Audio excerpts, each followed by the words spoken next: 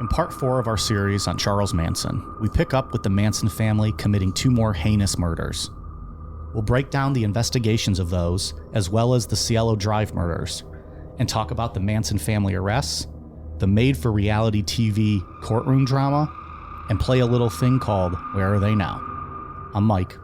I'm Ian. And I'm Zach. I sense you wondering what I'm doing on this show. Stick around. I don't have a witty second line. This is Necronomipod. A wandering band of members of a so-called religious cult with a leader they call Jesus has had 3 of its followers arrested in the investigation of the murder of Sharon Tate and 6 others. Those arrested are 2 women and 1 man, and the Los Angeles police said they would ask murder indictments against several others. 5 women are being held as material witnesses. This is where they lived, among the stables, barns, and phony buildings of an old rundown movie location 20 miles from Los Angeles. They called themselves The Family. They came and went, and the number varied from 20 to 30. Police said they were a pseudo-religious cult. Sorry, guys, I was out of the room there. I had to have Zach fill in for me on the opener. Hope you guys don't mind. Nice for him to come in and do that. Yeah. Well, Zach tie-in tonight because our pal Zach bought the LaBianca house at some point. Going to turn it into some sort of attraction. Which we're going to discuss tonight. We are. There. It's a really fucked up thing to It's do. not great, right? No, it's really gross. Like, it's a regular neighborhood. You want this fucking jack off? And it's not even, it's just a brutal murder of just a normal family. Like they're Although I will say, I believe Trent Reznor recorded the Downward Spiral in Sharon Tate's house, though, right? So how many people lived in that house before Zach bought it then? I wonder if it was just eventually. Was his, Lino LaBianca, it's his childhood home. So, but he lived there then and then sold it to Zach, or? Probably after all this happened. Yeah. That's what I was like. Did it sell? Well, it obviously wasn't right away. Yeah, Zach exactly. wasn't born back then. But, so yeah. But if you're the kid, are you going to stay in a house where all these murders happen? That's why I'm asking, how many families have lived there since? At that point, I'm acknowledging it. It's a good question. I don't know. Kind of loses its luster after 4 other families have had happy lives there. Sure. At this point. Well, it's like the Amityville Horror House, right? Yeah. Did he buy that one? No, I don't think so. Somebody else bought it. I just mean after a while it changed hands and now it's just, is it revert back to just a regular house in a neighborhood? Yeah. Is he the one that bought the Annabelle doll? I think he got it, right? I think so. Yeah, in his museum. His museum's pretty cool. It's cool. Is that Robert the doll I see walking in here? I'm going to meet this guy one day. He's going to punch me in my fucking face.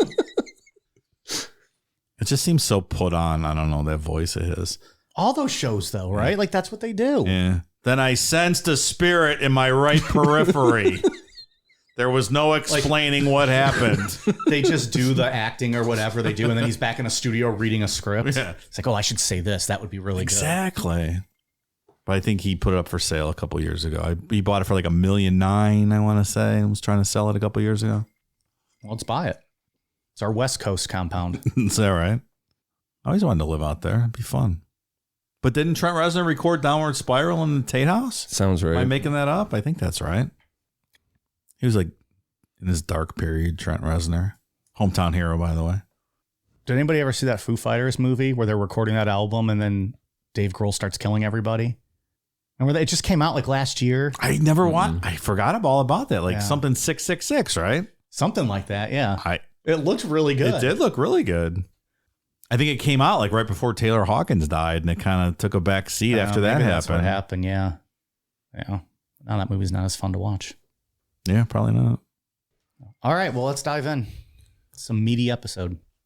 Yeah, and it's going to be 5 parts. We're not done yet. What?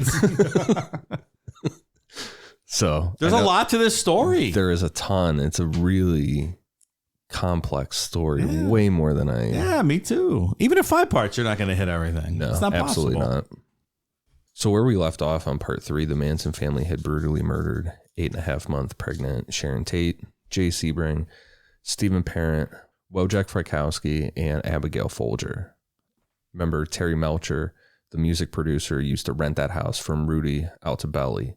So whether these murders were Charlie invoking fear and Terry Melcher, like, look what I could do if you don't produce my album, kicking off the race war Helter Skelter, copycat murders to get Bobby Bousselet out of jail for the murder of Gary Hinman, or something completely different. And that stuff we'll debate on part 5, get into what the motive for this was.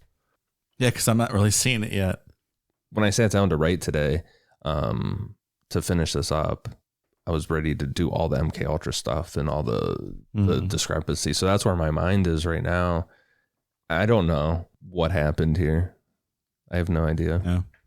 I think it's one of the cases, like kind of like a Jonestown, where you'll just never know the answers. It's going to depend who you talk to.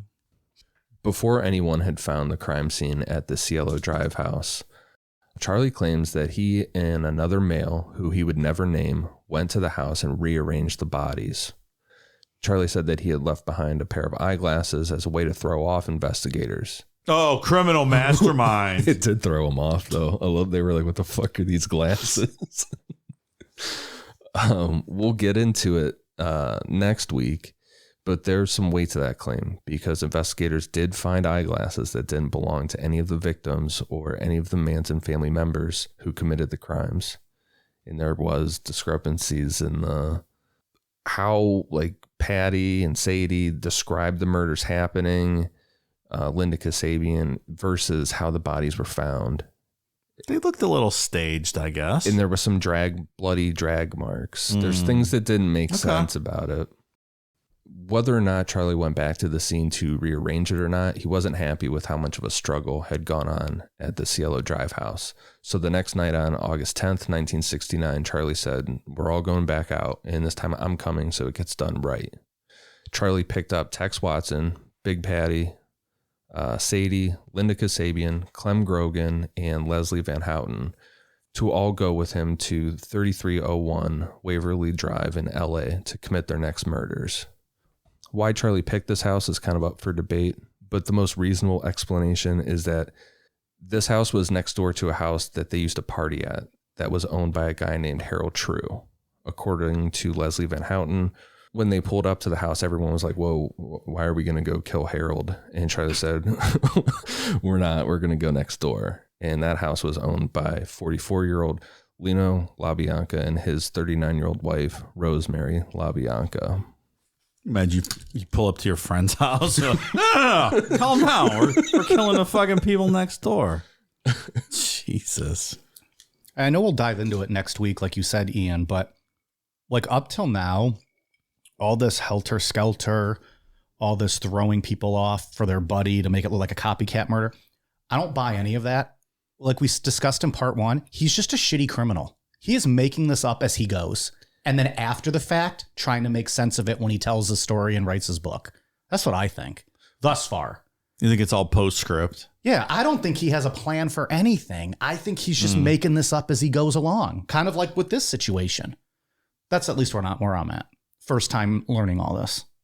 Yeah, how it's told is that when they were driving around that night, like, he was running his mouth saying like, oh, it could be a preacher, or could be this. And then they end up there. And there was a quote that I read that said that, you know, he's not a master criminal or anything like that, or really this, he's very charismatic, but he's not like this like all-seeing guru kind of thing. And they probably just didn't even know their way around the city. And they were just driving around like, oh, remember that guy Harold's house we used to, let's go to that neighborhood. Yeah. Like just random. Who knows? Because when you're just making it up, like you're better off going to an area you know and a house that you know. Exactly. As opposed to just rolling up on someone. The LaBiancas weren't well-known celebrities like from high-class white neighborhoods, like what was supposed to kick off Helter Skelter. They were just normal, middle-class, everyday people. Because according to that theory, you know, with the trial, it was all going to be against, you know, high-class white neighborhoods. To terrorize those neighborhoods and teach the blacks how to kill them, right? Like they were going to stage these to look like the Black Panthers had committed these crimes. Right. And then in turn, white people would attack the Black Panthers and everything would kick off. Which I think this points back to that whole thought that Charlie was a stupid criminal, like most criminals. He had no real plan for that night, and Harold True's house popped into his head for whatever reason. He said, here's where we're going. Yeah, that sounds good. Let's go up there. Then when he got there and someone said, hey, whoa, why are we going to kill Harold? What the fuck's happening? He just switched it up and said, we're going next door. But even that in and of itself, you don't go kill people next door to a house where people know you. Like, that doesn't even make sense. Yeah, it's not bright. Not at all. Yeah, it's a trail. He's just a dumb criminal. Yeah. There's also a little bit of evidence that suggests that members of the Manson family had broken into the LaBianca house before on one of their creepy crawl missions. Creepy crawl. Remember, that was just where they would break in and kind of rearrange stuff. Yeah. I know what we'll do. Let's go to Mike's house and kill his neighbors.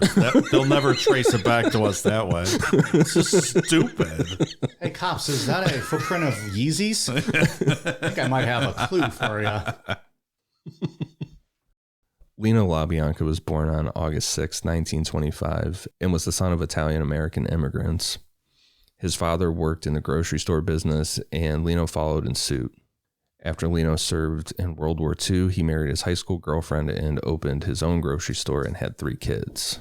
I also saw that he was a CEO. I don't know if he was actually the owner or just running it, but he ended up getting divorced and remarried Rosemary in 1959.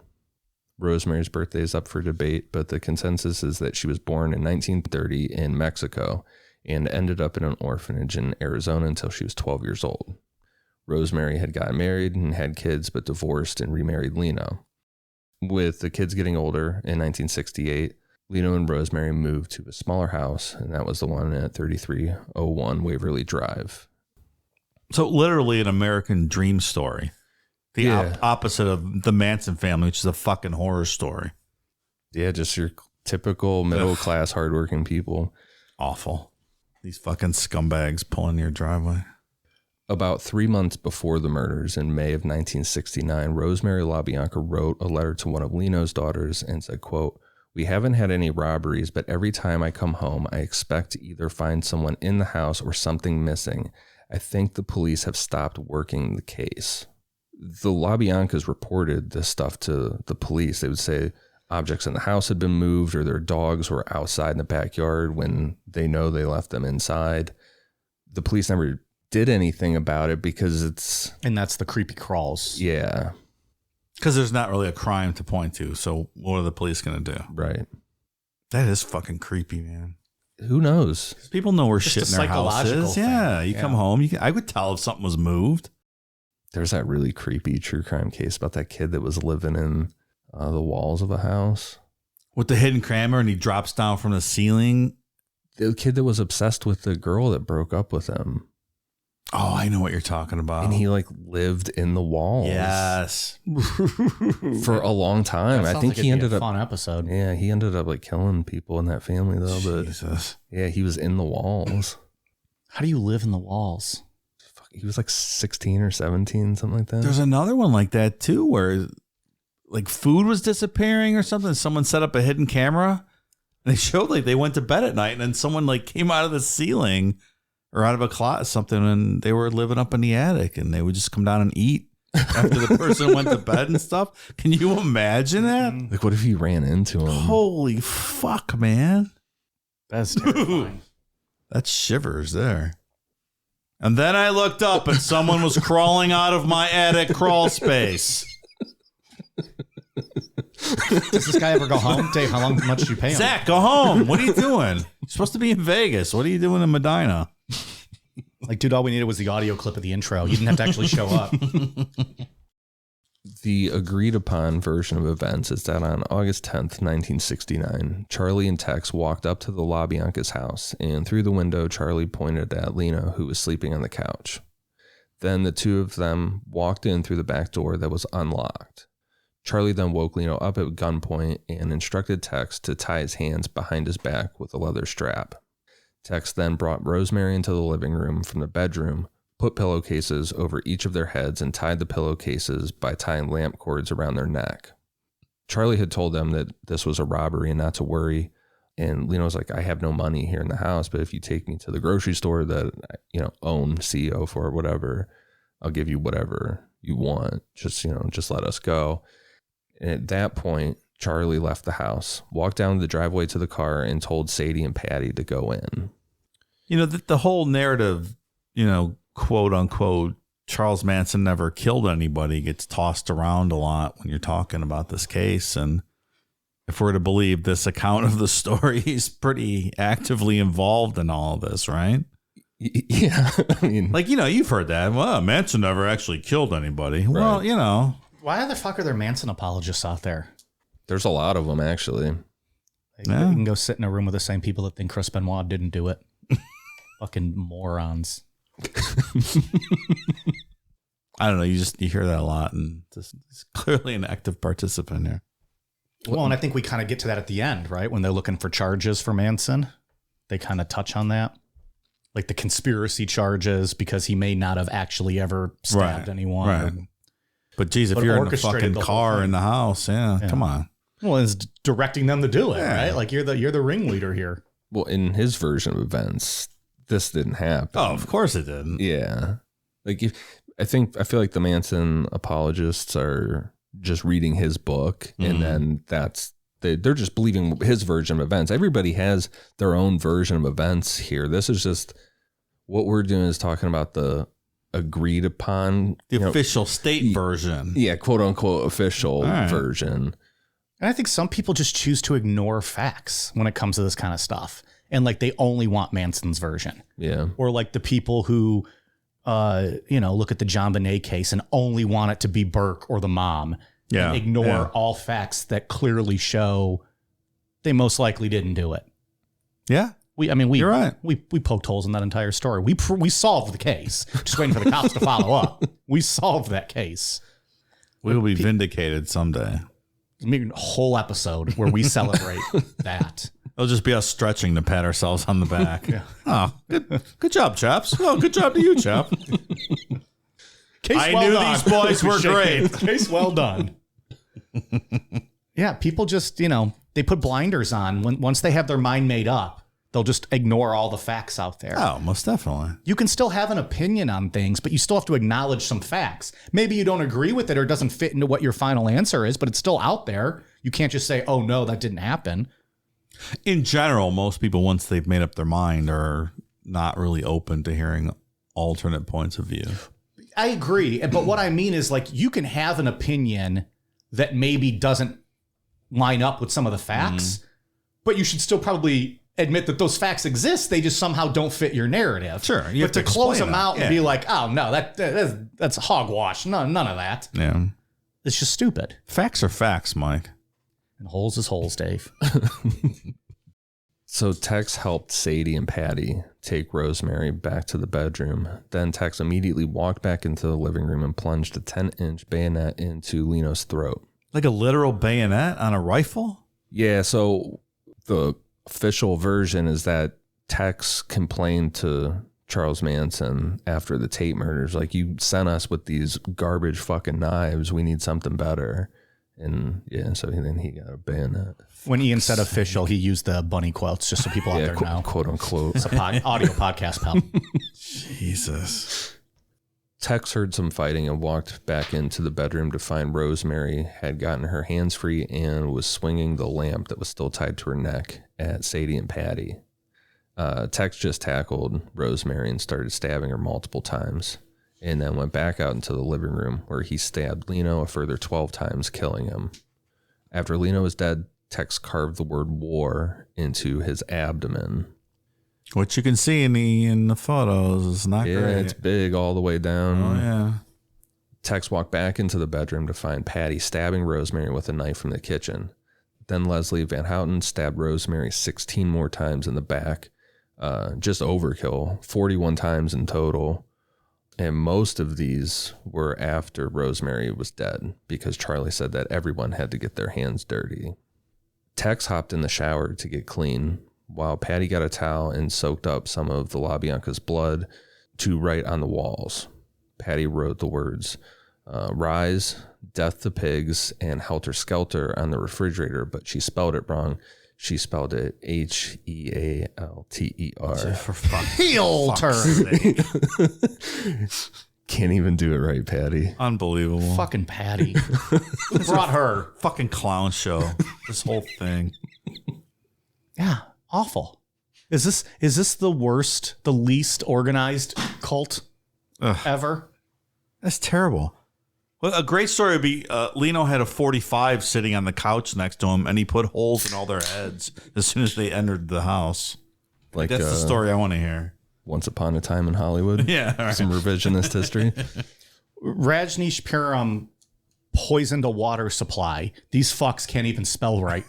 Like on the crime scene. Oh, so bad. She fucking took over a whole town. She literally did. Yeah. She took over a town. Tough titties.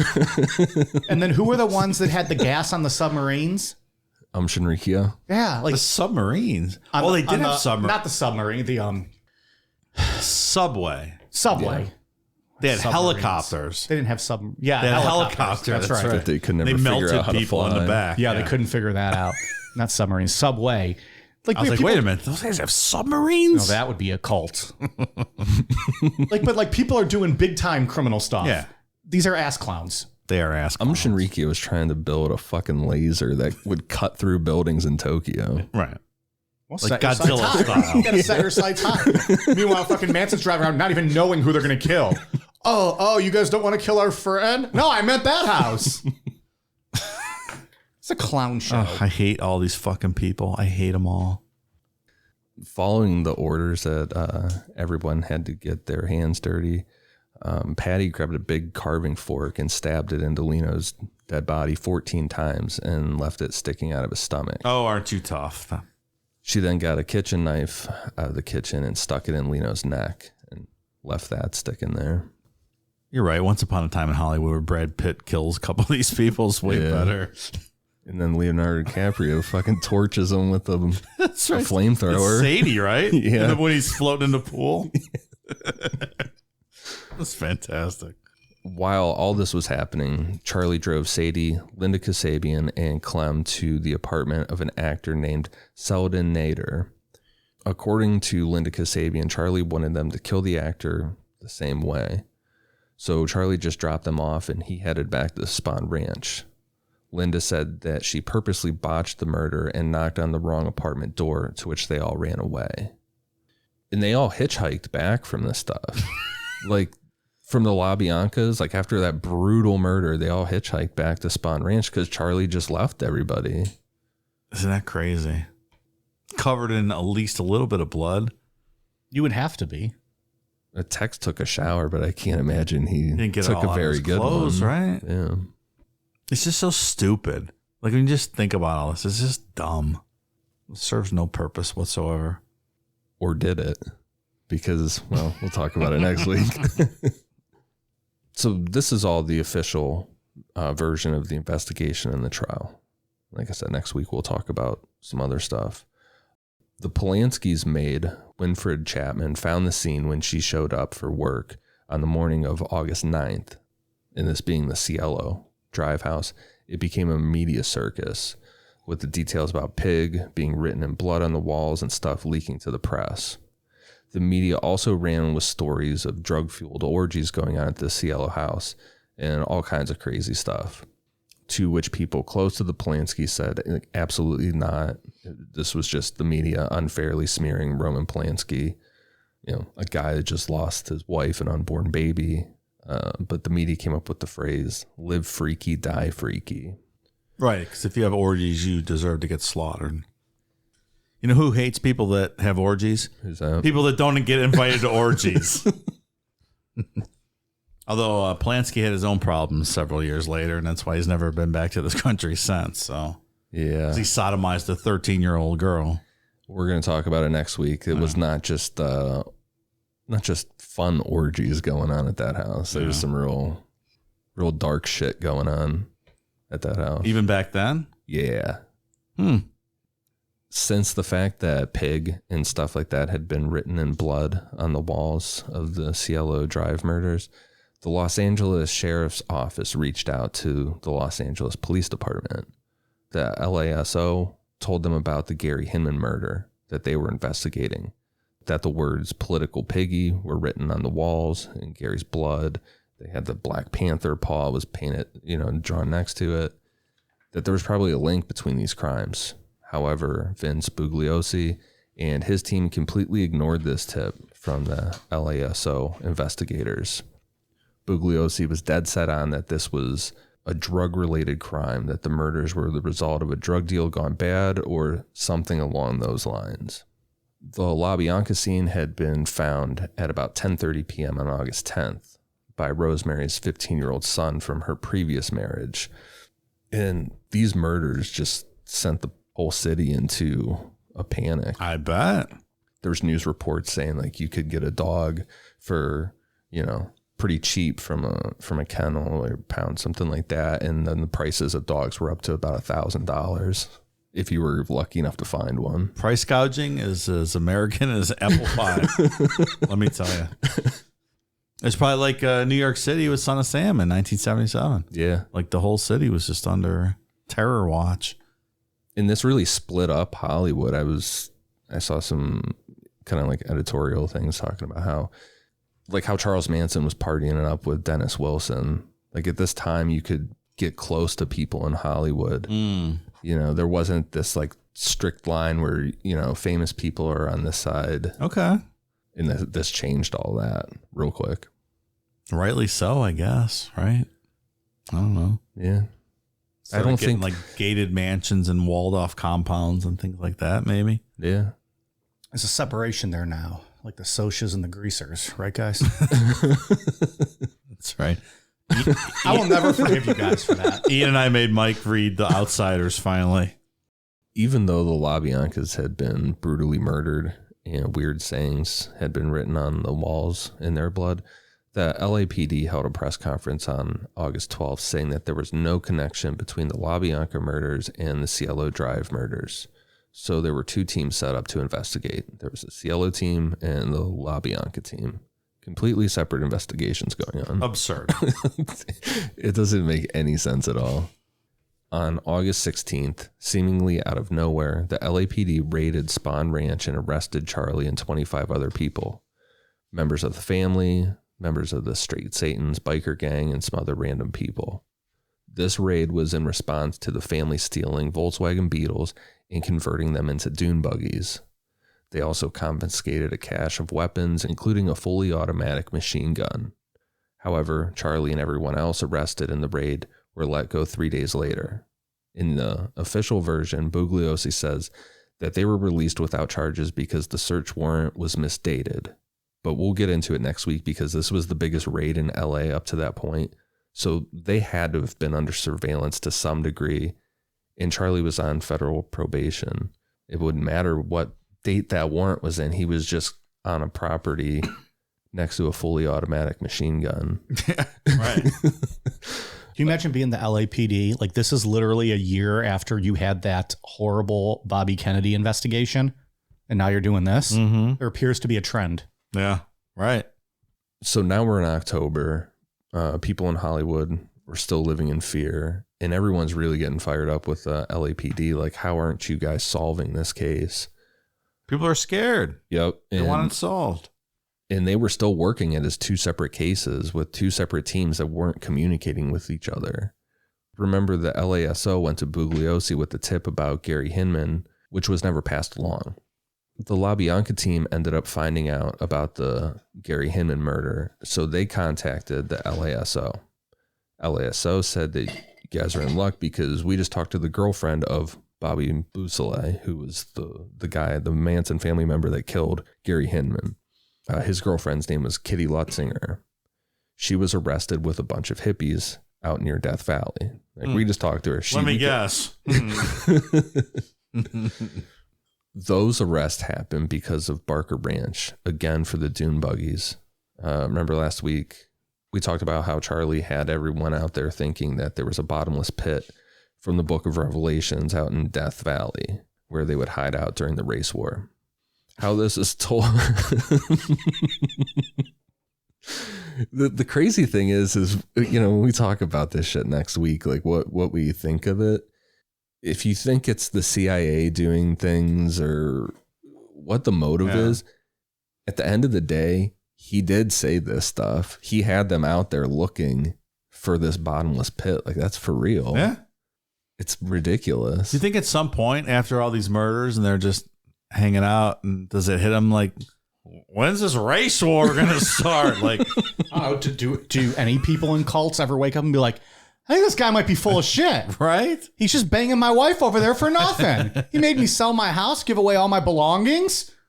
No, they never do. Yeah. Excuse me, I was promised a race war. I'd like to know when that's going to start. You fucking do that in Scientology. See what happens if you question them. Fucking ruin your life. So how this arrest was told is that the family were out in Death Valley ripping around on these dune buggies and ended up torching a big bulldozer. I see you shaking your head. Well, it's smart when you're hiding out after committing all these murders to torch a bulldozer. Why would you just be out there flying around on dune buggies? So don't stay low key or anything. Just draw as much attention to yourself as you can. At the end of the day, when you're this huge criminal known by everybody, I knew who he was. Clearly, you're big.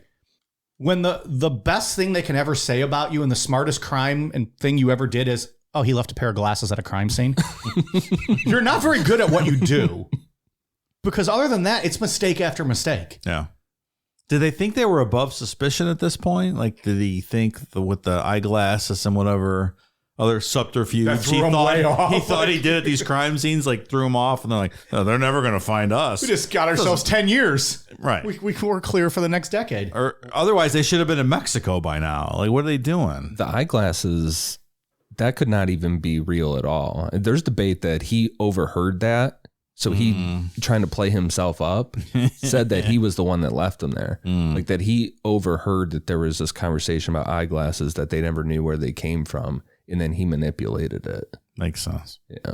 So we don't even know if he really went back or not. So your claim to, or your best thing you ever did probably didn't even actually happen. You're just a shitty criminal all around. Because like you have to understand that the LA County Sheriff's Department, the LAPD, like the whole city is trying to figure this out. You have to, at the same time, they've also split their investigations. But you have to think at some point this might get traced back to you. And unless you think I don't know, like you're a mastermind and like they'll never get back to me.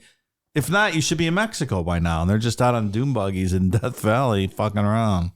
There's people that say that Charlie really did buy into the fact that he was Jesus Christ at this point. He's just untouchable. He had been telling people that he was, he was Jesus coming back. It's almost as if there was some kind of mind control going on and he had no idea where he was going. That makes sense then. I'm just making shit up now. That would be ridiculous to believe all that. So that bulldozer that they just set on fire for no reason, that was owned by the Death Valley National Monument. So the National Park Service Rangers, the California Highway Patrol, and the Inyo County Sheriff's Office raided Barker Ranch and another ranch that they crash at sometimes called Myers Ranch. They were pretty much next door to each other. I've been to Death Valley. It's pretty cool. Yeah? Yeah, I thought it was real neat. Did you see The Undertaker?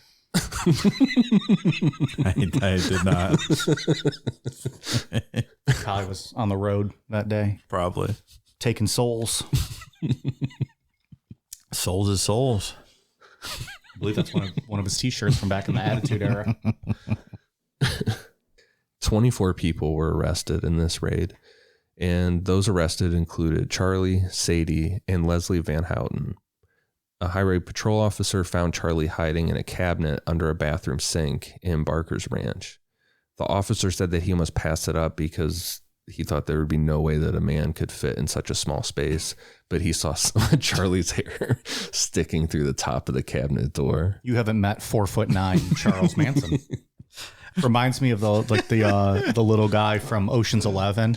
Remember the guy that they put in like the little that they sneak? It doesn't the gymnast guy. They put him in like the Chinese vault. acrobat guy. Yeah, that's what. It, yeah, and he's just like crammed in this little vault thing, something you don't think anyone could fit in. I just picture him in there trying to be super, super quiet, just curled up. Fucking nasty ass greasy hair just hanging out. He's a real good criminal. Chances are, like with everything else regarding Charles Manson, he probably would have been out of jail and back on the streets. because once he had permission to go to Haight-Ashbury, it seemed like he had a get out of jail free card, which there's so many other arrests. And like I said before, I'm already ahead of myself, but he was arrested multiple times throughout this whole time frame. A lot of statutory rape, because he was always, picking up underage girls, and like small marijuana charges, everything. All things that violate the federal probation. Right. And every time he just got a slap on the wrist and just sent on his way. Never anything. At most, he would sit there for 2 days and then just be right back out. Interesting point. But in this case, this time around, Sadie started running her mouth. While in jail for the raid on Barker's Ranch, Sadie became friends with 2 women that were serving time, Virginia Graham and Ronnie Howard. Sadie told them all about how they tortured Gary Hinman over the course of that 3 days that they held him hostage in his house and they killed him. And she went on and on about the Cielo Drive murders. Like, hey, you guys see all that on the news? I did that. Smart. Heck yeah. Tell everyone. Sadie went as far as to tell them how many times she stabbed Sharon Tate and how she tasted Sharon's blood. Spoiler, Virginia and Ronnie immediately went to the police with this information, and investigators worked to corroborate what they had said. What Sadie had told them was enough to get arrest warrants for Tex, Patty, and Linda Kasabian. Charlie and Sadie were already in custody, and still at this point, a link between the Cielo Drive murders and the LaBianca murders hadn't been made. So Leslie Van Houten was just sitting in jail on the Barker's Ranch stuff with all the doom buggies, that whole problem. At that point, the other key players in the story scattered, and the LAPD put out a nationwide alert regarding the warrants. Tex ended up getting arrested in McKinney, Texas. Patty was arrested in Mobile, Alabama, and Linda Kasabian voluntarily surrendered to the police in Concord, New Hampshire. She got far. They all went home. Yeah. To their parents. Should have done it in the first place, clowns. With everyone arrested, Vincent Bugliosi needed hard evidence and testimony to secure indictments for murder. He got the testimony in the form of Susan Atkins, aka Sadie, testifying in front of a grand jury, which we'll talk about that in a bit. But regarding physical evidence, a .22 caliber bunt line was found and given to police by a kid named Stephen Weiss, who was 10 years old and lived near the Cielo house. It was the same gun that Charlie used to shoot Lotta Papa and the gun that Tex used to kill Stephen Parent, Jay Sebring, and Frykowski. So apparently the LAPD did a very thorough search of the area. They did. This 10-year-old kid found it. Mm-hmm. The police also put out a thing where they said that they know that Tex and Sadie, everybody that night, wore black clothing and they ditched their clothes after the Cielo Drive murders. At the same time, the LA Times published information that leaked out of Sadie's information to her lawyers. So ABC News took it upon themselves. The police could have done this, but ABC News thought of it, and they timed the route that Sadie's lawyer said that they took versus, what time the Cielo Drive murders happened. Right. And ABC News stopped there, and there were the clothes on the side of the road. ABC called to put the tip in, the news reporter, and he's like, no, I'm not just telling you this. You're going to come down and find these live with me. Like, give me the scoop right on the scene. And he had the sheriff drive down. With that reporter being a tough guy. Yeah. It's like fucking Carl Munday over there. Carl Munday. Carl Munday didn't give a fuck. No. He'd go right up and just pound on people's doors. I have a good Carl Monday story for you guys. I don't know if I ever told you. Do you think everyone listening is going to give a shit when we tell them it's like, no. Well, tell it anyways. I want to hear it. Yeah, he's a local investigative reporter for our local Fox affiliate.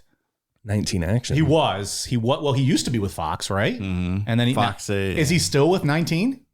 I don't know. I think he's retired now. Either way, he was a local investigative reporter, and he would just fucking go after people. He'd like go knock on people's car windows when they're trying to drive away. So years ago, my brother-in-law found like a box of videotapes in like someone put on the front lawn. It's like he's just driving by. Like, I wonder what's in these. Who took them home? Might be an original copy. Might be an original copy of The Outsiders. You don't know. So we watched it, and it was in Fairview Park, Ohio, and it was like kids had made their own, like it had production value where they added like after, like titles and stuff to those movies. And it was kids, they had videotaped themselves doing like stuff in Fairview Park, like stealing people's Christmas lights and breaking them and running down the street and hitting mailboxes and all this stuff. So we sold the videotape to Carl Monday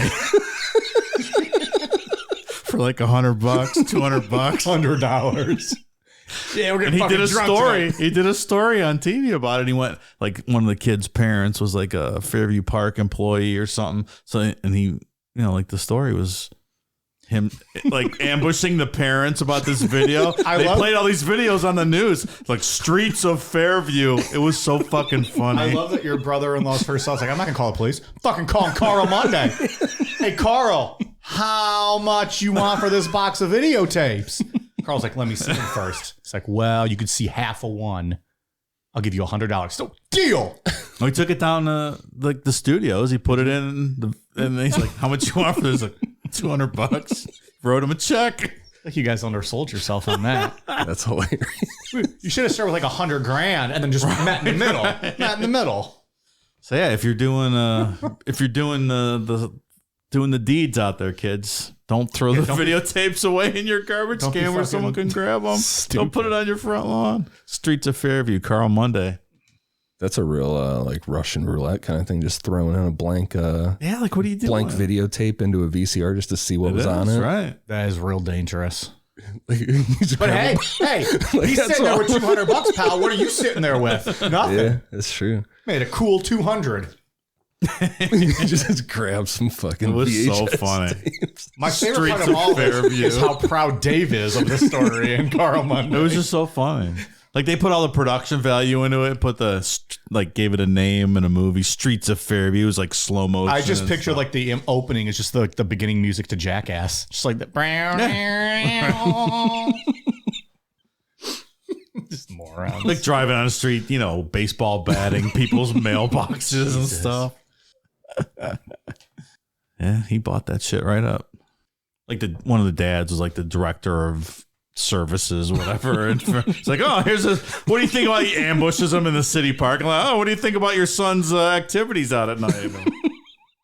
That's about how it goes. We didn't have a copy of this news story or anything. So like years later, I emailed Carl Monday. I go, hey, remember that story? I go, do you have a copy of that? He goes, no. Why? I go, oh, we sold you that tape. I just wanted a copy of it. He responded. He's like, no, asshole. Why? It's funny. How can he pull a copy of that for you? What a dipshit. I think he probably was at a different station and they didn't really keep archives. Like this is 20 years ago. I just picture them having like those big reels of film probably in an archive somewhere. I don't think it works like They're that. like, this is from Friday, May 24th, 1989. Don't keep all that shit. The 6 p.m. news. It wasn't all digital back then. They don't have all that. It's not digital. It's the old cinema film. You think they keep all? They don't keep all that. But that's what would be funny if he was like, here you go, pal. I hand you one of those. He gives you a box like in Christmas Vacation when he finds the old film in the attic to like blow the dust off of it. Burn your felony tapes, kids. Don't put them out on your tree lawn. Yeah, the mailbox is a big one. That's the definition of fuck around and find out. Yeah. Don't do it. You'll be on Streets of Fairview with Carl Monday. That alone should sway you not to do that. You don't want him knocking on your door. What'd you do if like on like your your Ring doorbell camera, you hear it like your doorbell ring and you look at his fucking Carl Monday and a camera. You're like, nope, not answering that. Nothing good comes from answering that door. I'll open it. What's up, bitch? What are you doing on my porch? Be one of those aggressive people that to like black out your face because you don't agree to anything. That's right. Everyone's gonna be Googling Carl Monday next week. That's gonna be awesome. Oh, what's going on? All these hits pick up. He's like, who's Googling me this week? Carl Monday. He's vanity searching himself because he does every week.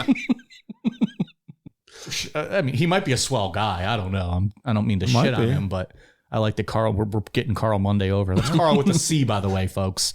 Go look it up. He had a sweet Tom Selleck stash, right? Yeah.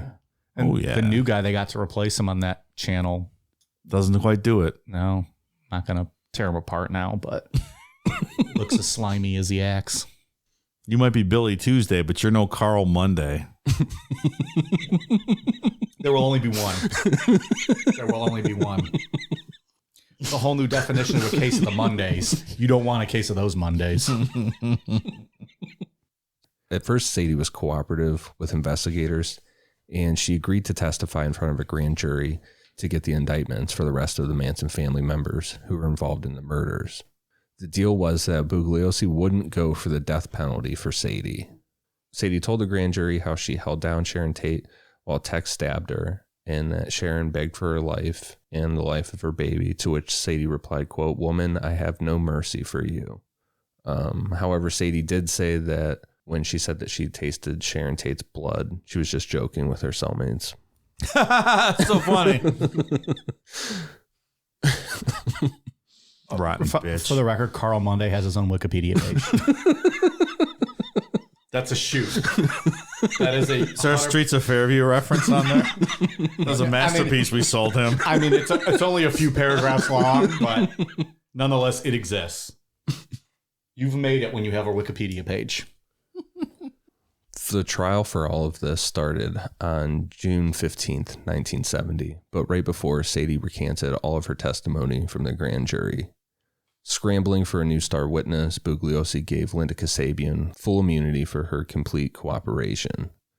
He was willing to give Linda full immunity because she didn't actually participate in the actual murders. I remember last week she was the lookout for the Cielo Drive house murders. How this worked was that Charlie, Sadie, Patty, and Leslie Van Houten would be tried at the same time. The reason behind this was that the main charge against Charlie was a conspiracy charge. He never physically stabbed anyone or, physically killed anyone, but he ordered it. So Bugliosi felt that it would be easier to get that conspiracy conviction if the jury heard the evidence for everything at once. Judge William Keene was the first judge, and he gave Charlie permission to act as his own lawyer. But that was quickly denied because Charlie was making, quote, violations of the gag order and submission of outlandish and nonsensical pretrial motions. Oh, you don't say. Motion to be allowed to eat a tuna fish sandwich during opening statements. Well, in our past stories we've told, it's always worked out well when they've represented themselves with no legal training, right? That always turns out well. It's a safe bet. Probably a smart move. Yeah. Has anyone ever succeeded in representing themselves? No. Like in the history of ever? I don't think so. Like, you're right, sir. Acquitted. Take the cuffs off this man and send him home. Give him $100,000 for his troubles. There has to be a story out there. I'm sure it's happened. That'd be an interesting one. Where a non-lawyer trained defendant represented themselves and got themselves off. Maybe that would be a great episode for the $10 Patreon for Dave's Lost Stories. Came up with that name in my head. You can use that. Dave's Lost Stories. Dave's Lost Stories. Not bad. So that's what you're going to be doing, right? Lost stories. More or less, yeah. Stories you find cool, no matter what they're about. I love when I hear stories. I'm like, there's no fucking way that happened. Dave's Lost Stories. Nope. I want to hear about the story of the man who miraculously beat the system, was his own defense, and won. I like to hear that too. Do an investigatory. I'll do my best. Thanks for naming my show, though. I like that a lot. I came up with that the other day while I was driving, and I was like, oh, that's a good one. So you got the wrestling show, which Ian's going to take over, doing the research. Mike's History Corner, Dave's Lost Stories. All at the $10 Patreon level. You get one of those a month, by the way, not all three. So once Charlie was denied the right to defend himself, he filed an affidavit of prejudice against Judge Keene, who got removed from the case and was replaced with Judge Charles Older. However, Judge Older agreed with the previous ruling and said Charlie wasn't fit to represent himself. When testimony was set to start on July 24th, 1970, Charlie rolled into court with a big X carved into his forehead that was still bleeding, and made a public statement that the court felt that he was inadequate to speak or defend himself, so he had X'd himself out of society. A couple days later, Sadie, Patty, and Leslie came into the court with the same X's carved on their foreheads.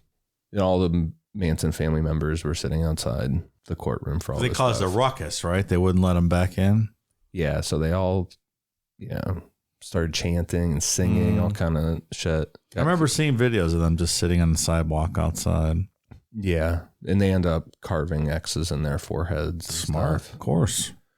They were in there. They had the right to have knives on them, so they were walking around with like the biggest knives that they could legally have. Jesus Christ, this fucking people. And Squeaky was like the ringleader of all of that. How do you have the right to bring knives into a courthouse? No, outside. Oh, I'm sorry. They were outside the courtroom. They were outside the courthouse. Yes, they were on the street. Gotcha. Yeah. Okay. And they would like sleep out there and. Okay. Ugh. This episode is sponsored by BetterHelp. Have you ever lost a job, had a bad breakup, or simply just felt stuck in life?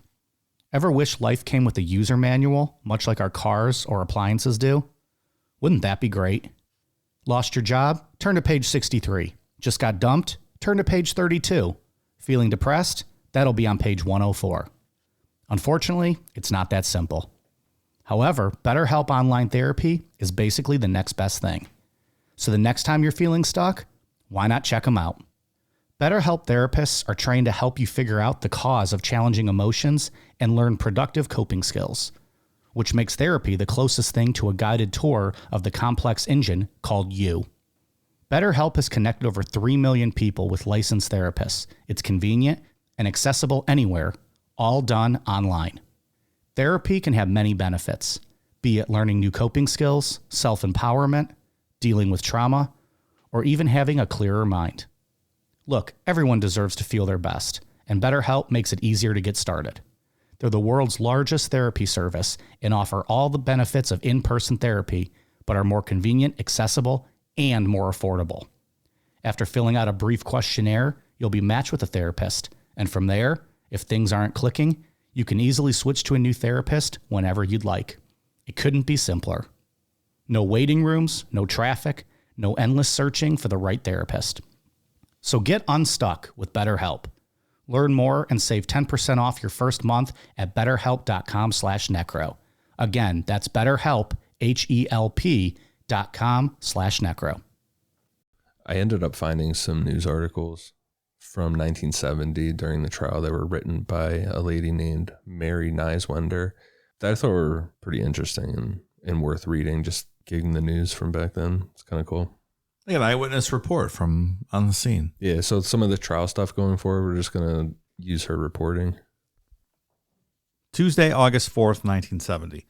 Superior Court Judge Charles H. Older yesterday refused to grant a mistrial for Charles Manson and 3 followers after defense attorneys complained of President Richard Nixon's remarks about the case. Nixon, during a speech before law enforcement officials in Denver, Colorado, said Manson is, quote, guilty, directly or indirectly, of 8 murders without reason. The president's press secretary later said Nixon had meant to use the word allegedly. Irving A. Kanarek, Manson's attorney, requested the mistrial after showing Judge Older a wire service news report about the president's statement. Judge Older, however, declined to grant the mistrial, saying news reports sometimes were garbled and he was not sure the president actually made the remarks attributed to him. The jurist also noted the defense concern over the story may be premature. The motion for a mistrial and its denial were made at the judge's bench outside the ears of the jury. Although goings-on at the bench and in the judge's chambers are kept secret by court order, City News Service learned of the action. Judge Older also read the copy of the news story into the record of the bench proceedings, a source reported. The defense, meanwhile, asked the judge that the story not reach the eyes of the 7-man, 5-woman jury trying Manson and 3 female followers for the murders last summer of actress Sharon Tate and 6 others. The 35-year-old cult chieftain and his 3 girls were shocked when they learned of the president's remarks, said Paul J. Fitzgerald, attorney for 22-year-old co-defendant Patricia Krenwinkel. Fitzgerald, when told the president's secretary said Nixon intended to use the word allegedly, replied, "The president always strikes me as a man in control of his faculties." Fitzgerald earlier had characterized the president's remarks, which included an indictment of the news media for turning Manson into a glamorous figure, as, quote, incredible and un-American. Kanarek, meanwhile, said it seemed to him that any public official, the president of the United States or a city councilman, is sworn to uphold the Constitution. And, he pointed out, each man has the constitutional right to a fair trial. Ronald Hughes, attorney for 19-year-old co-defendant Leslie Van Houten, said when the president, quote, finds it necessary to comment on the guilt or innocence of a defendant, it indicates that the defendant is past the point of getting a fair trial. He's not wrong. Yeah, I don't think the president should be commenting on ongoing trials like that. There's trial footage of them holding up the front page of the newspaper where it said Nixon says Manson's guilty, and they're like, yeah, well, you can't do that. I agree with that. That's smarter than the defense to try to get that thrown out, and you're not going to get a fair trial at that point. No, not when the president of the United States is saying that you're guilty. I agree. Well, and it's interesting that, so the judge read the comments on record in the court. Otherwise, the jurors might not have known, right? Because you can't watch TV or read the papers. Would they have even known that that was said? If it didn't become a big thing, they brought it up themselves. Yeah, and they would have otherwise never known. Interesting fact about this jury: they were sequestered for 255 days. Fuck that. That's a long fucking time. Can you imagine being sequestered that long? This is a massive trial. That's over 8 months. Mm-hmm. That's crazy. I always thought it'd be cool to be on a jury, but you got to read the room. And if it's going to be something like this, you say whatever you need to say. Yeah. No, if you're sitting in a courtroom in handcuffs, you're probably guilty. And that's my just thoughts in general. Fuck around and find out. He found out. May I be excused now? Like, I understand civic duty, but disrupting someone's life for 8 months like that, that's too much. The second news article that I found is in reference to Charlie attacking the judge, which is a big moment. There's famous artwork out there. A courtroom artist drew a picture of Charlie jumping over the table. Smart. October 5th, 1970. Hippie cult chieftain Charles Manson today attempted to kill the judge at his Los Angeles murder trial by leaping over the counsel table after he had threatened the jurors for not allowing him to speak. The hippie leader was tackled by 2 bailiffs who leaped after him, their bodies slamming against the bench. Manson was able to come within only a few feet of the Superior Court Judge Charles Older, with whom he has quarreled repeatedly during the 17-week-old Tate LaBianca murder trial. Appearing unkempt and nervous, Manson had sat quietly tapping a pencil against the table while the first witness of the day, a sheriff's homicide detective, was questioned. After all defense attorneys had bypassed questioning the officer, Manson asked, "May I ask a question?" When the judge's eyes diverted from Manson, apparently silently refusing the request, Manson raised his voice. "Are you going to use this courtroom to kill me?" Manson repeated the sentence several times, then added, "If you are going to use this courtroom to kill me, you know what I'll have to do." "What will you do, Mr. Manson?" Judge Older asked. Manson fumbled for words, then said, You know. You ordered me to be quiet while you kill me in this courtroom. I'm not going to just sit here and let you kill me. I'm a human being, and I'm going to fight for my life, one way or another." "I'll have you removed, Mr. Manson, if you don't be quiet," Judge Older countered. Then, as Judge Older raised his eyebrows, apparently in disbelief, Manson shouted, "You think I'm kidding?" Then jumped onto his chair and leaped over the 5-foot-wide counsel table towards the bench. As his hands clawed at the mahogany paneling of the judge's bench, 2 deputies threw themselves over the table, tackling Manson. All 3 crashed to the floor. Manson did not cry out as the deputies pulled him to his feet and led him toward a holding cell. As he struggled with the deputies briefly, he turned toward the judge, shouting, "In the name of Christian justice, someone should cut your head off." Although attorneys scattered for cover when the assault began, Manson's 3 girl co-defendants, Susan Atkins, Leslie Van Houten, and Patricia Krenwinkel, sat quietly in their chairs a few feet away from their fallen leader. As soon as Manson was removed, the girls began to chant in unison a phrase which was apparently part foreign and part English. The last word was "kill." When they refused to stop their chant at the judge's order, the 3 were removed from the courtroom. The whole trial was just a fucking circus of this Sounds stuff. like it. I read the judge started wearing a pistol on his hip after this. Yeah. Really? Yeah. Smart. I'll do it next time, Chucky. I'm going to put one in between you and right in that X in your forehead. You got the marker on your forehead for me to shoot at. A bullseye. Pew, pew. Just imagine his gun sounds like pew. And the three of them, Sadie, Patty, and Leslie, they wore these like kind of not matching dresses, but these dresses every day, and they like held hands and would skip down the hallway singing, and it's just all very creepy. I think they were unaware of what was going to happen to them, how much trouble they were actually in. I just wonder how much like residual acid use was going on, you know, like that high, how long that would last. Permanently fuck up your brain for a bit. Good question, yeah. Vincent Bugliosi rested the state's case on November 16th, 1970, which we're going to talk next week about some of specific witnesses he called and stuff like that. But out of nowhere, the defense rested without calling a single witness. 3 days later, everybody was shocked. They just came out and like, hey, we're done. It's unusual. It's unusual unless you feel like the state had no case at all and presented no evidence. Like, there's an obvious acquittal here. We don't need to present anything. I don't think that's the case here, right? Yeah, no, there was fingerprints right. And there was a ton of evidence, and we're going to talk about a bunch of that next week, but yeah. November 19th, 1970. In a surprise move which disrupted a Los Angeles Superior Courtroom, attorneys for cult leader Charles Manson and 3 of his girl followers rested their case before they even opened it.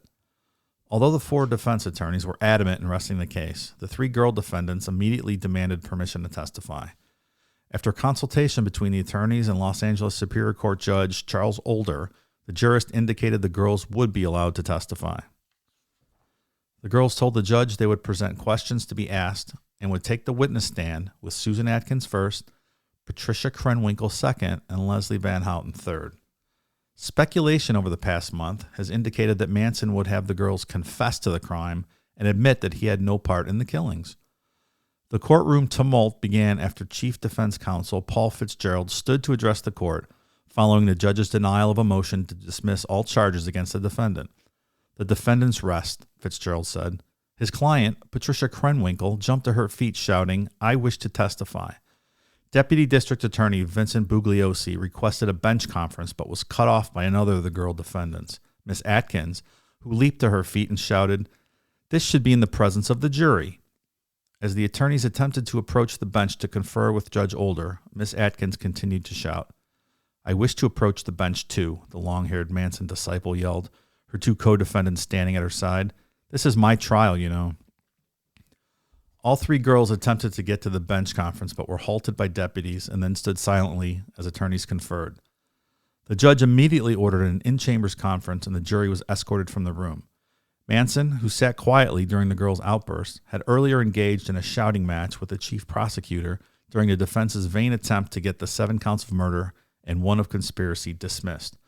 When Bugliosi brought up the fact that Manson had confessed to a former member of his family, Juan Flynn, the cult chieftain interrupted. "I was referring to Vietnam," Manson yelled. Bugliosi had quoted the confession, quote, "Don't you know I am responsible for all those murders?" The statement was made to Flynn as Manson held a knife to his throat the day following the LaBianca murders. Bugliosi had said, "You were never there?" Bugliosi taunted. No surprise, they were all found guilty and all of them received the death sentence because, you know, the defense rested and there really wasn't a defense. The biggest thing was trying to make sure that Charles Manson was convicted on that conspiracy charge. So most of the evidence for this, the testimony, is all regarding Helter Skelter. That was Vincent Bugliosi's, his angle on this whole trial was that Charles Manson was furious about the fact that he didn't get his record deal, that Terry Melcher fucked him over and made him look stupid in front of everybody when he didn't show up. Right. And to invoke fear into Terry Melcher, he sent the family members up there that night to Cielo Drive to kill whoever was in that house. But what's the defense's plan here? Is this a case of that they're admitting more or less that they did it and they were going to work towards the sentencing phase and try to not get them death sentences? Like that's exactly what they did with Sirhan. Yeah, like what's the point of not having any defense? How do you not push back at all? Like what kind of defense attorneys are those? Or are they just giving that point and focusing on the sentencing part? I don't understand. Yeah. There's really not. Yeah, It seems like just, inadequate defense. Maybe there was something going on higher up. They couldn't control. They were just puppets. Some collusion. They were just puppets. So they all got they all received the death sentence. But in 1972, the California Supreme Court ruled that the state's death penalty laws were unconstitutional and commuted all death sentences to life in prison. And commie hippies like Mike Namapaw. Hey, you killed people and that's wrong. So to prove it, we're going to kill you. That makes sense. Tex Watson was tried separately because of a whole fight to have him extradited from Texas to California was going on, and that dragged on and on for months. But once he was tried, he received life in prison. Do like a kind of where are they now?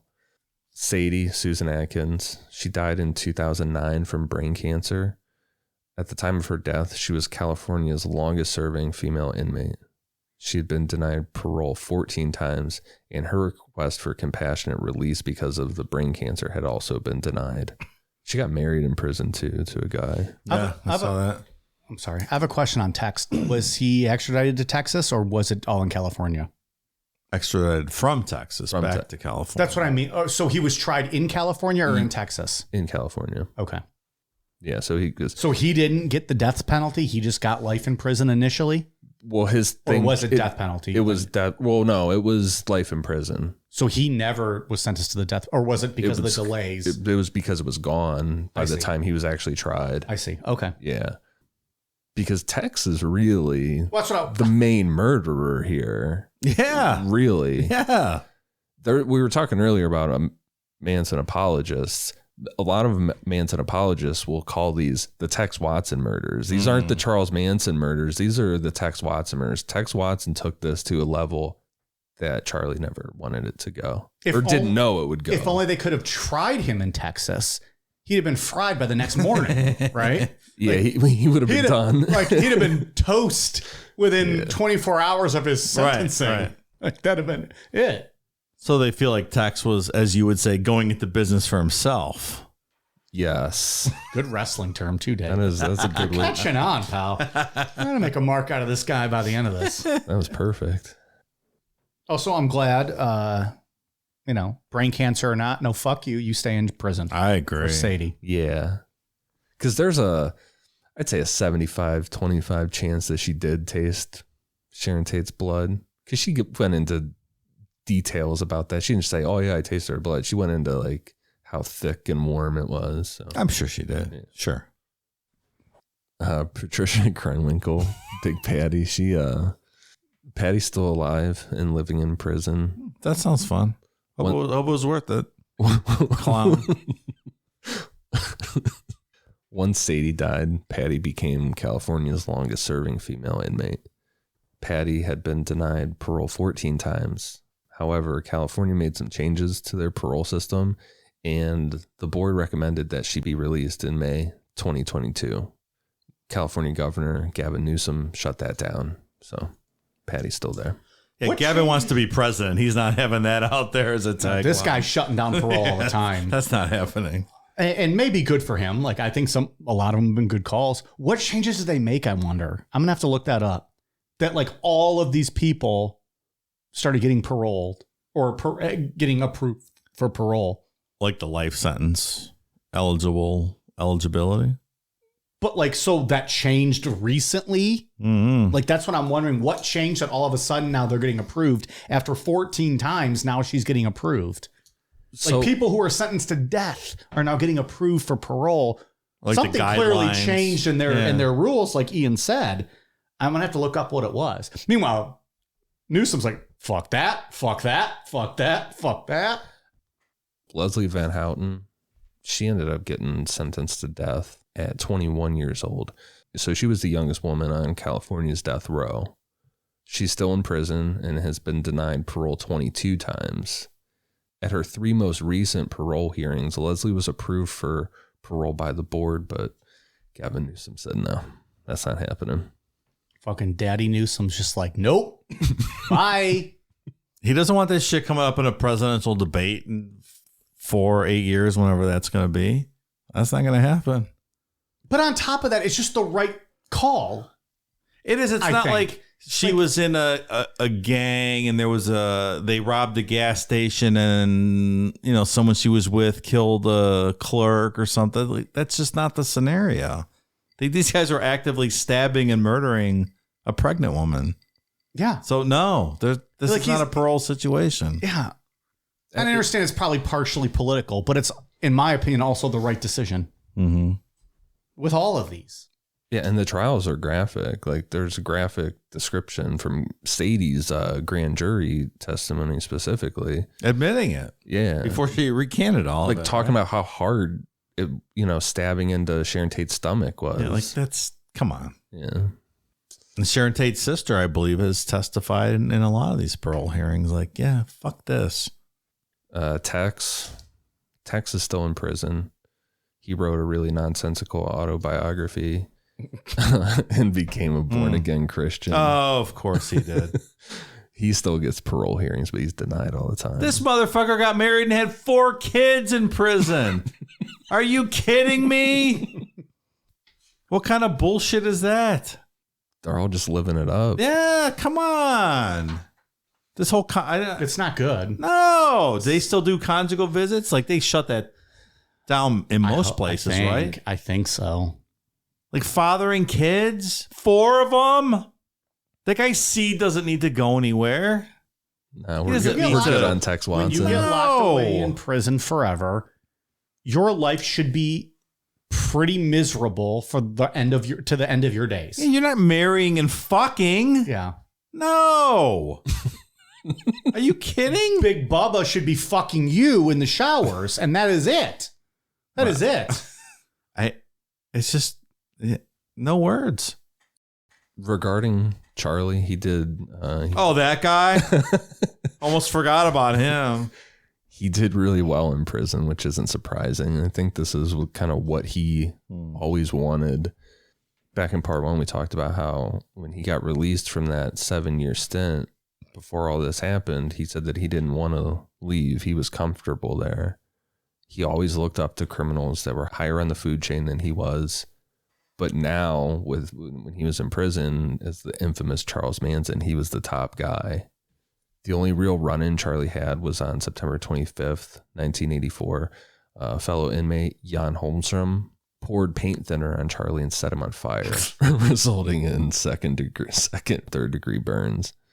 Jan said he tried to kill Charlie because Charlie told him to shut the fuck up with all the Hare Krishna chanting, and he threatened to kill Jan over it. So he did a bunch of interviews in prison, right? He talked to Geraldo and all kinds of people. The Geraldo one, I think I talked about earlier. I watched it. Geraldo wasn't going to back down. He was giving him shit. Diane Sawyer. Hottie. Diane Sawyer. Yeah, he did a ton of interviews. And then he had to come up with a story of why the fuck he did all this random shit and try to make sense of it and make himself look like a genius. He did not look like a genius in the interviews. No, he just says random shit. I think that was part of. Well, we'll save it for next week because I don't know the whole MK Ultra stuff, so I'm interested to hear about that. Charlie got denied parole 12 times, and after that 12th time in the late 90s, he just stopped showing up to hearings. Kind of like Ed Kemper, he still gets them all the time out in California, and he just doesn't go. In 2009, Charlie got caught with a cell phone in prison, and he had called people in California, New Jersey, Florida, and British Columbia.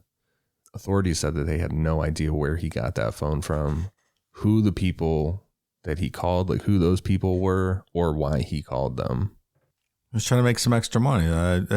Charlie Manson calling for AT&T. Are you happy with your current cell phone plan? Just trying to make some commission. Oh, hey, Chuck. Actually, I'm not. What can you offer for me? The following year, in 2010, Charlie recorded an album of acoustic songs that was produced by Black Flag frontman Henry Rollins. There were 5 copies pressed to vinyl. Henry Rollins has 2, and the other 3 were given to Charlie, and who knows where they are now. Those songs have never been heard by the public.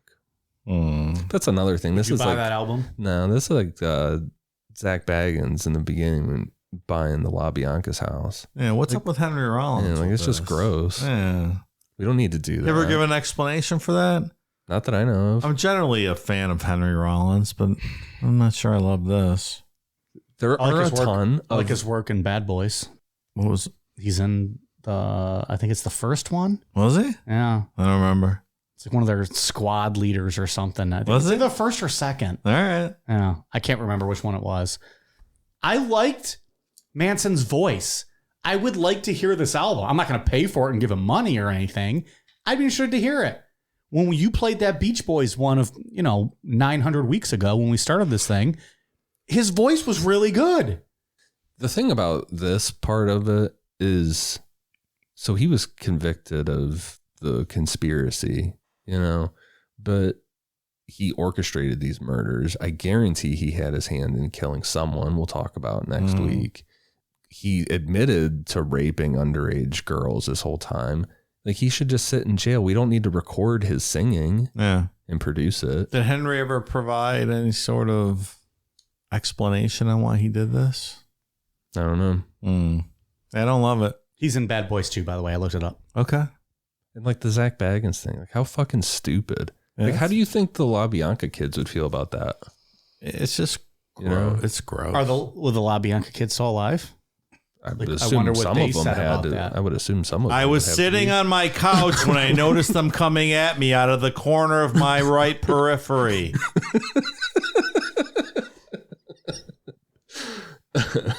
Like you find this big, I don't know, TV star who's known for like the high profile killer cases now buys the house where your parents were brutally murdered.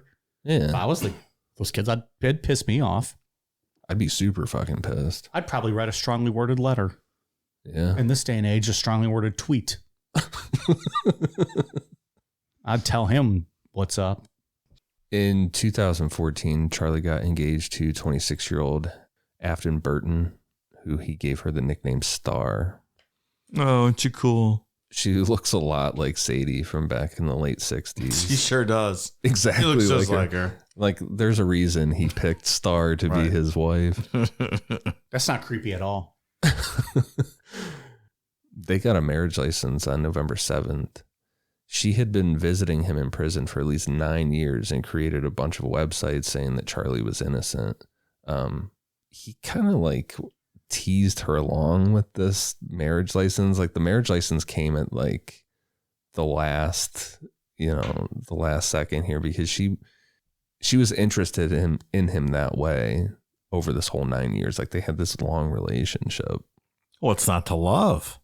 Yeah, he had a swastika on his forehead at that point. He changed the X into a swastika. The wedding license expired on February 5th, 2015, without the ceremony happening. It was reported that Charlie canceled after he found out that Star wanted to marry him so that she and her friend Craig Hammond could use Charlie's corpse as a tourist attraction and kind of like tour his body around. Wow. According to this reporter, Daniel Simone, at that point in Charlie's life, he fully believed that he would never die and used the possibility of this marriage as a way to get Star to keep visiting him and bringing him gifts. Like, he's like, I'm never going to fucking die. So I'm fucking Jesus, right? Yeah, so I'll just string her along and she'll just keep giving me stuff. Yeah, this guy. So that must mean he's still around today, right? He is not. What? He died in 2017. He had a heart attack resulting from respiratory failure that was brought on by colon cancer. He had been sick for a long time leading up to that.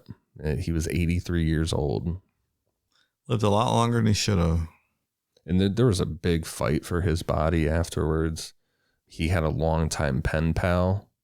They went back and forth for years. This pen pal said, hey, Charlie sent me his will, so I get the rights to his body. His biological grandson came forward and was like, nah, I want it. There were DNA tests that had to happen to give it to his grandson. That grandson looks just like him too. Yeah. Oh my God. Didn't really need that DNA test. No, you did not need the test. But it still goes on today. They're still, the pen pal and his grandson are still fighting over the estate, which I'm guessing it's just possessions, like what was in his cell. I mean, maybe those vinyl records are in there because those would be worth a fuck ton of money. Where would they go? Yeah. But yeah, those two are still fighting over that. And the fight over his body went on for a while. Like he was just sitting in a morgue because he died on November 19th, 2017. And he was cremated on March 20th, 2018. Yeah. So he was just sitting there while everybody was having legal fights over his body. And that's where we'll pick back up on part 5. In part 5, we'll wrap this up, go over a ton of evidence that suggests most of what we talked about regarding the trial and things like that are total bullshit. Get into So we're going to discount this whole episode that we just did? Yeah, right. But it's crazy, but you have to talk about this because... Well, because this is the official version that we just talked about. And if that's not accurate, then... Right, and Vincent Bugliosi wrote Helter Skelter, which is the best-selling true crime book of all time. And in that book, he lays out that firm Helter Skelter theory that he tried Charles Manson Which on. is the race war, right? This was to scare Terry Melcher and kick off the race war. But earlier in this episode, we had said Bugliosi was dead set that this was a drug. Those are drug crimes. Before he knew that Charles Manson was responsible for it. Okay, that was the investigating. Right, that's the way. That was the early stage. He called Carl Monday, helped him out. They figured it out. Got it. Yeah, I mean, part 5, we're gonna kick it off with evidence to show that Terry Melcher might not have actually been that scared of Charles Manson, that there was some evidence that he went out to Barker Ranch after the Tate murders happened. Wow. Interesting. All kinds of stuff.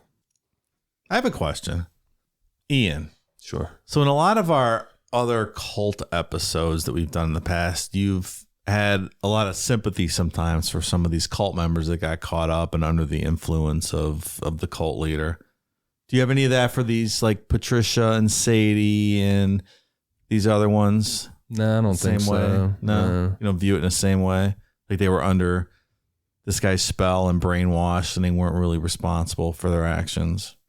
Yeah, no, because with like Jonestown, like Maria Katsaris, who was on the audio tape, like shouting orders, you know, she was a diehard Jim Jones believer, obviously, but nah, she had a hand in that. So yeah. So what makes this one different than in your opinion? Why are they not like the typical, maybe sympathetic? Oh, like some of the followers? members I feel bad for sure. But you think just like the main cast is they're just evil people? Yeah. There's something off with you if you're able to do that. They were young kids too. Like that's not normal behavior for 21-year-old girls. Who was for the most 15-year-old part he picked up in his van in part 1? Or were they 16? Squeaky? When he was like, hey, why don't you ditch the loser? Oh, no, that he was... did the Matthew McConaughey. You ditch all right. zeros and get with the heroes. That was Stephanie Schramm from last week. Okay. She was like right at the very end. Do we ever get and back? she got there for the good parts. We can get back into her? Yeah, tomorrow or next week we'll talk about her some more. All right. There's a lot left to cover still. There's a lot. God damn. This would have been like a fucking 24-page outline tonight. Yeah. Now, hopefully people like the news report saying. I just thought it was cool. It was like an eyewitness account. It's pretty neat. Yeah, I stumbled upon an archive online of all kind of stuff from the 70s. What kind of website did that look like? It was actually pretty good looking. It wasn't like terrible. The flashing neon fucking UFO. It's just the UFO community that sucks. That updating their websites. The ghost community sucks too. Anything paranormal is not great. Yeah. Come on, people. Step it up a little bit. Yeah. At this point, just move it to Reddit. Like that's what you gotta do, right? Like Reddit or a Twitter. Like you don't even need a website anymore. Just do that. You go with your paperwork over there, pal. Wasn't that last week? Was that loud? He was trying to. Was that last week? He was trying to turn the page. You remember that, Dave? Yeah, I do. He was like, somebody triple stapled my page or something. Got stuck. I don't know what's happening. I don't know who did that. Fucking Declan. We got to stop with that guy. I think it's time. You want to fire him? Between us three and nobody else, if this doesn't get out, it's time to let him go. He's not doing a good job for you. We shouldn't hire his sister, Destiny. Really? You should see the cans on her. I say we fire Declan and hire his sister, Destiny. I have no problem with that. She's 23 years old. Me gusta. All right. So let it be written. So let it be done, All right, motherfucker. so tomorrow, Ian, you fire him, and then we'll hire Dave and I will hire Destiny. All right. What's that interview process going to look like? Well, we got kayfabe out on air, right? Dave, what do we got? I have some new patron shout outs tonight. First off, my ex-fiance Jessica is an evil, heartless bitch. Love you guys. It's a bold statement, huh? It really is. Sorry, Jessica. You know. What's her side of the story? Yeah, can we get her side? Now I want to do like a Larry King type interview with like both of them on each side and just like, are you ready? Are you ready? Let's get it on. That was more UFC, but still. Yeah. Then I'll hunch over, I'll have my microphone down here like Larry King and make a thing of it. Thank you to new additional patrons, Nolan Orr, Ryan Mingus and 5, John Malik, Mike likes getting teabagged. Is that true? It's not me. Maybe Oh, it's some other I think Mike. they're referring to themselves. Oh, okay. You know. Amber L, Asthma Witch, Heather Hurlbert, Throat Hammer. Yeah. Throat Hammer. USA. USA. Sean Slayton, Max Woolman, Sam Howard. Listen to Big Drag Band on all platforms today. Also, Bo loves Necronomipod. You guys rock. I actually listened to this album the other day. It's pretty good. I like it. So you did research on his name. I saw the new patron come through, and I said, I've never heard of Big Drag. So Wow. I pulled it Look up at on you. Spotify and I listened to the album. It's pretty good. I like it. So if anyone wants some new music, check out Big Drag. Dave also recommends The Outsiders, so take it with a grain of salt. Fuck off. Outsiders is great. Arsonista, Mark Andrew LeBlanc, Holly Cole, Keely Flowers, Maria Hinks Reyes, Melissa Coral, Diego Gomez, Jordan Woodring, Andy Laskowski, Alyssa Verdolchek, Donovan Beaver, Lori Perez, Do you think that was a down in her beaver? not Donovan, down in her beaver. Maybe. I don't know. Sometimes when I hear names like that, I'm always just like, are they up to something? Donovan Beaver. Maybe. That sounds like somebody's up to Yeah, something. he's up to something. There's some tomfoolery going on with that man. That's not your name, Mr. Beaver. Wait one damn minute. That's probably his real name, and he's just like, what the fuck? Just fucking buried this guy. It's what my parents named me. It's not my fault. Oh, Jesus Christ. Where we stop here? Lori Perez, Joe Kirby, Anthony Marcelino, and E. Norma Skock. Oh, that's a real name. I love Miss Skock. Rebecca Keaton, Scott Fitzgerald, Gabby Marino, Dave's Crusty Poop Sock. What? What's up? What is that? They're referring to themselves. It's third person. It's not you. Why would you have a crusty poop sock? Do people poop in their sock? What does that mean? I don't even understand the reference. Is it a condom thing? Like a anal joke? Teenage boys jerk off in their sock, but you poop in it too? But is this like an anal joke, probably? Maybe. Are we proving how old we are and we don't know what like an anal sock is? Like, you fuckers don't even know what a fucking anal sock is? Oh. I remember my first beer. Amanda R., Tim Connolly, Alexis Jimenez. It's with a G. Jimenez? Oh. I was like, with a J, it's Jimenez, Yeah. right? I've never seen Jimenez. Jimenez. we're giving them more One of those publicity is than they ever one of those imagined, is so- proper. Yep. One of those is right. Dixon Butts, Jesus Christ.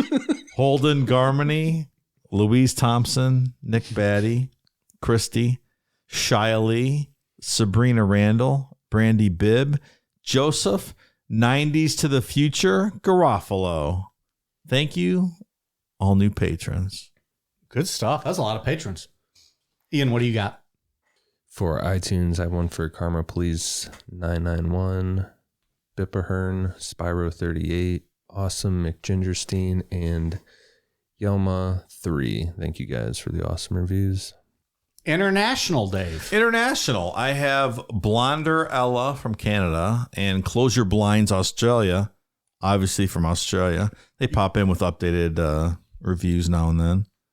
Because we've done Close Your Blinds before. Oh, right? yeah. They just update it because they're good peeps. You don't want your blinds fucking open and there's a fucking kangaroo staring at you like fucking Nate Diaz pose, like fucking make a move. Oh, you better close them. Yeah, close those blinds. Military? No military this week. I have some shout outs for some people that sent us some gifts to our P.O. box, though. I know. I feel like people were like a month late on the Christmas. Maybe like delay. Maybe we didn't pick up stuff in a timely manner. I don't know. There's a delay with the post office sometimes. Yeah. So I have a shout out to Ashley Derlin, Little Bird Cove. She sent us some custom Blue Chew stickers. We're going to put those on Mike's car right away. Thank you so much for those. Choo-choo! Thank you to Shania. Sent us some Jackass Joe's UFO jerky. A ton of jerky. Quite tasty. We had a little bit before There's the show a tonight. lot of jerky. A lot of jerky in there. Can't wait to get into all those flavors. Delicious. Alligator jerky included. I like alligator. It was good. Beer flavored jerky. Wow. Yeah, there's a lot of jerky. I can't wait to eat that meat. That's going on in soundboard. Thank you to Angie. Sent us a nice drawing print from the Burbs, telling us that we should have did. She was very upset we didn't do that at on the movie show. Yeah. Very cool. Look, sometimes shows get canceled. It happens. It's higher ups. We can't control it. It's the higher ups. We have to answer the executives at Cool Down Media. Yeah. So, we don't always make our own decisions. What are you going to do? And then one more. Thank you to Joey. Sent us a nice picture of his Hog Wild truck. Some stickers. This nice picture of his hog wild truck.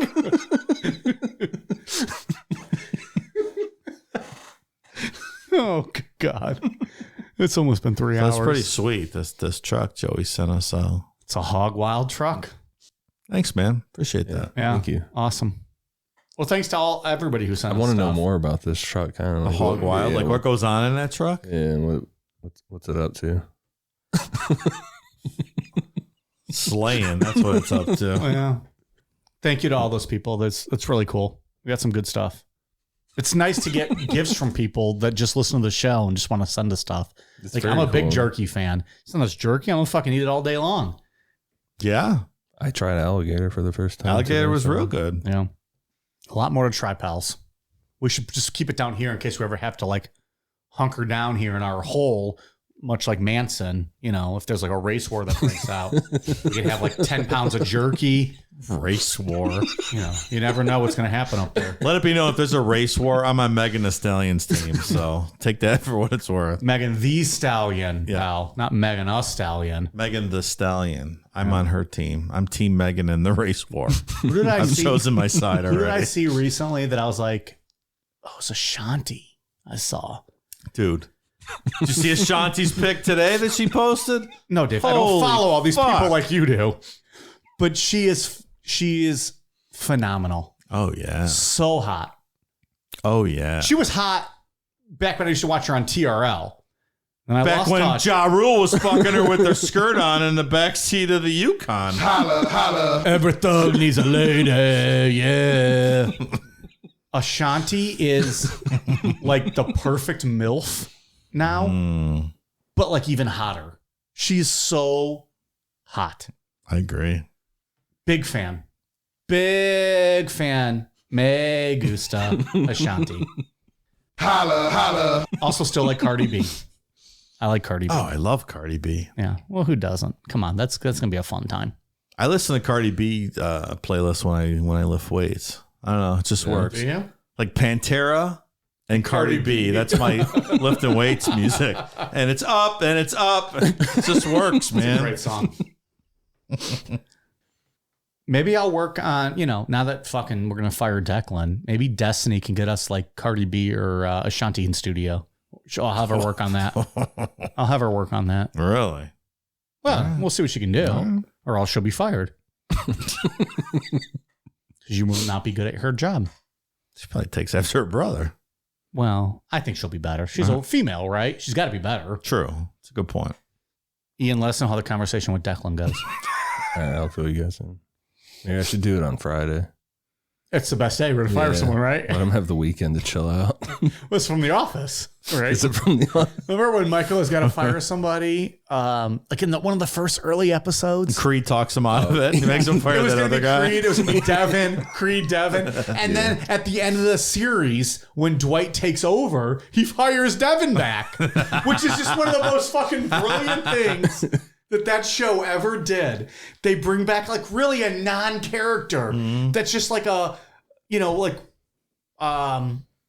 what do they call those little like hidden things? Like an Easter egg? Like an Easter egg almost. Oh, yeah. It's almost like an Easter egg. Like when he's like, I hired, which one I call it? What the fuck did I say his name was? Devin. I Yeah. hired Devin back. Fantastic. And you're like, this is great. I always liked him. We are on Twitter, Facebook, Instagram, YouTube at Necronomipod. Check us out on Spring for all of our merchandise. We are also, I think, some of our clothing merchandise is available on Amazon. Just search Necronomipod. Make sure Amazon is a seller on that. Patreon.com/Necronomipod if you wish to check out the bonus content. We got 3 shows a month at the $5 level, 4 shows a month at the $10 level. And ad-free early releases. Ad-free early releases at the $10 level as well. And a sticker. This gets better and better. It's the best. It's the best deal in town. So check us out. And you get to vote on the bonus shows every month. You get to vote. What? You get to vote on a bonus show every month. We give you 3 topics to pick from. You get to vote on that.